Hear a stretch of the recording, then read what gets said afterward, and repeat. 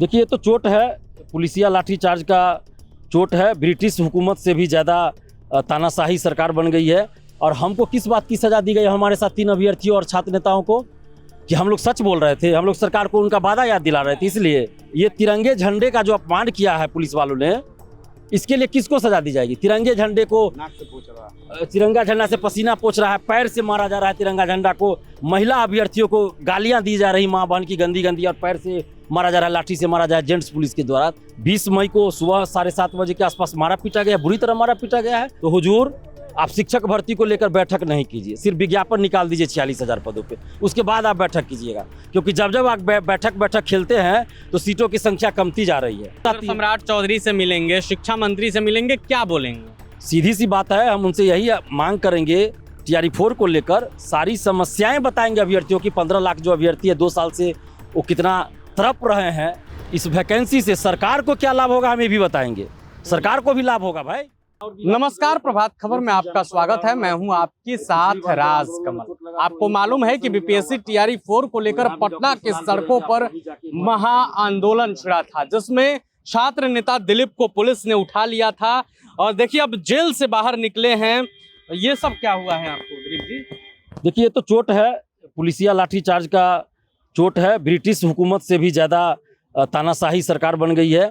और हमको किस बात की सज़ा दी गई हमारे साथ 3 अभ्यर्थियों और छात्र नेताओं को कि हम लोग सच बोल रहे थे, हम लोग सरकार को उनका वादा याद दिला रहे थे। इसलिए इस बात के लिए हमें जेल में बंद किया गया और सेल में 2 दिन तक बंद किया गया।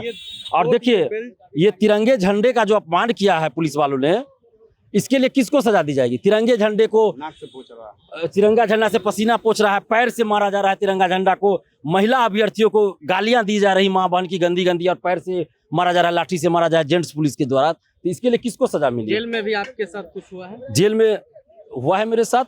20 मई को सुबह 7:30 बजे के आसपास मारा पीटा गया, बुरी तरह मारा पीटा गया है। और सेल में लगाए हैं, ये चोट है उसी चीज का? उससे पहले भी चोट है और उस दिन भी चोट लगा है, इसलिए फिर से बेल्ट लगाना। बेल्ट तो पहले से हम लगा रहे हैं, ये बेल्ट मेरा 1 साल से लग रहा है।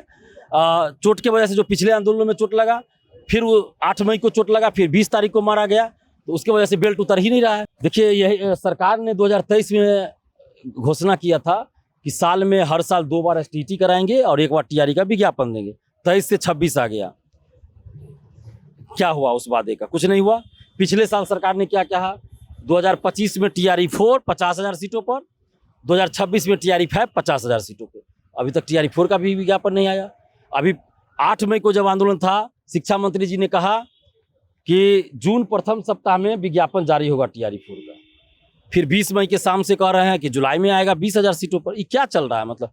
मतलब जितनी बार आप बैठक कर रहे हैं शिक्षक भर्ती के लिए, उतनी बार सीटों की संख्या आप कम करते जा रहे हैं। तो हुजूर, आप शिक्षक भर्ती को लेकर बैठक नहीं कीजिए, सिर्फ विज्ञापन निकाल दीजिए 46,000 पदों पे, उसके बाद आप बैठक कीजिएगा। क्योंकि जब जब आप बैठक खेलते हैं तो सीटों की संख्या कमती जा रही है। तो जो अधियाचना BPSC को फरवरी में भेजी गई थी, उसी को विज्ञापन जारी कर दीजिए, वही विज्ञापन जारी कर दीजिए। हम लोग यही चाहते हैं। वरना दिलीप फिर सड़क पर उतरेंगे? बिल्कुल सड़क पे उतरेंगे। और उससे पहले अभी सम्राट चौधरी जी जो मुख्यमंत्री हैं हमारे, उनसे मिलना हम चाहते हैं, शिक्षा मंत्री जी से मिलना चाहते हैं, प्रयास में लगे हुए हैं। अब देखिए वो लोग मिलना चाहते हैं कि नहीं चाहते हैं। बार बार आप पर लाठियां बरसाई जा रही हैं, आपके साथ हजारों छात्र पीटे जा रहे हैं सड़क पर, फिर आप क्यों उतरना चाहते हैं? देखिए, हम अपने मन से सड़क पे नहीं उतरते हैं। जब अभ्यर्थी हमें आंदोलन के लिए बोलते हैं तब हम आंदोलन करते हैं, और उसमें भी अभ्यर्थियों से बात करते हैं और हम कुछ समय लेते हैं, सरकार को ही मौका देते हैं। हमारा आंदोलन का एक पैटर्न देखिएगा आप, तो हर आंदोलन करने से 1 महीना पहले लगभग माहौल हम बनाते हैं, सरकार को सूचना देते हैं, मीडिया में बोलते हैं, बैठक करते हैं, प्रेस कॉन्फ्रेंस करते हैं, तब जाके हम आंदोलन करते हैं। के अधिकारियों के कान पर जू तक नहीं रेंग रहे हैं। देखिए, शिक्षा विभाग के अधिकारी हो, BPSC के अधिकारी हो, ये हमें लगता है कि ये लोग सरकार जैसा बोलती है वैसा ये लोग करते हैं। सरकार का दोष है पूरा? बिल्कुल सरकार का मिलेंगे दोष। सम्राट चौधरी से क्या बोलेंगे? अगर शिक्षा मंत्री जी, शिक्षा विभाग है, BPSC, अगर शिक्षा विभाग और BPSC के अधिकारी या कोई कर्मचारी सरकार की बातों को नहीं मानते तो उनको सस्पेंड कर देते, उनके खिलाफ कार्रवाई करते। लेकिन ऐसा तो कुछ नहीं दिख रहा है, तो इसका मतलब सरकार ही जो चाहती है। सम्राट चौधरी से मिलेंगे, शिक्षा मंत्री से मिलेंगे, क्या बोलेंगे? सीधी सी बात है, हम उनसे यही मांग करेंगे, TRE4 को लेकर सारी समस्याएं बताएंगे अभ्यर्थियों की। 15 लाख जो अभ्यर्थी है 2 साल से, वो कितना तड़प रहे हैं, उनकी पीड़ा बताएंगे। और इस वैकेंसी से सरकार को क्या लाभ होगा हम ये भी बताएंगे। सरकार को भी लाभ होगा भाई। और TRE 1 to 3 इसकी जांच करवा ले सरकार, सर्टिफिकेट की जांच, बायोमेट्रिक जांच अच्छे से, तो 60-70 हज़ार तो फर्जी टीचर निकल जाएगा।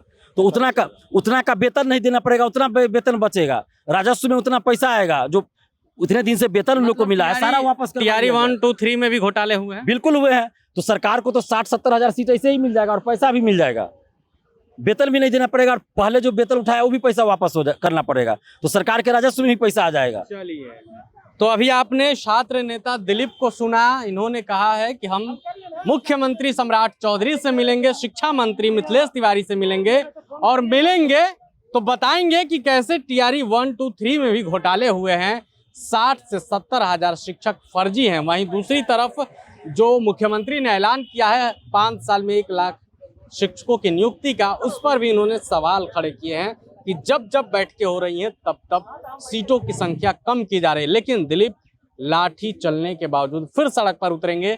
अब देखने वाली बात होगी आगे क्या कुछ होता है। बने रहे प्रभात खबर के साथ। शुक्रिया। प्रभातखबर.com, विश्वास वही, रफ्तार नहीं।